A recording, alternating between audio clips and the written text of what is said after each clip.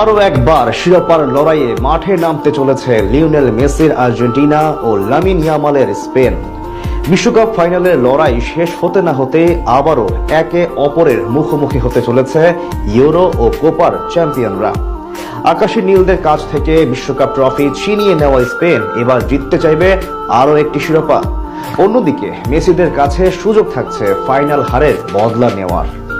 বিশ্বকাপ শেষ হতে না হতেই তবে নতুন কোন লড়াইয়ে মাঠে নামতে চলেছে মেসি ইয়ামালরা, সেটাই জানবো রিপোর্টে।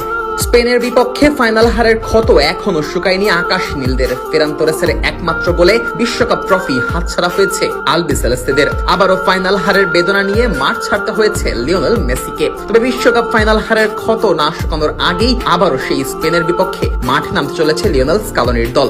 সুযোগ এসেছে ফাইনাল হারের বদলা নেওয়ার, সেই সাথে আরো এক ট্রফি নিজেদের নামে করার সুযোগটাও এসেছে আকাশী নীলদের সামনে। বিশ্বকাপের আগে ইউরোপ ও দক্ষিণ আমেরিকার চ্যাম্পিয়নদের মধ্যে ফিনালিসিমা ম্যাচ আয়োজনের কথা থাকলেও বিভিন্ন কারণে সেটি আর শেষ পর্যন্ত মাঠে গড়ায়নি। তবে 2026 বিশ্বকাপ ফাইনালে স্পেনের শিরোপা জয়ের পর আবারও সম্ভাবনা জেগেছে সেই ম্যাচ আয়োজনের।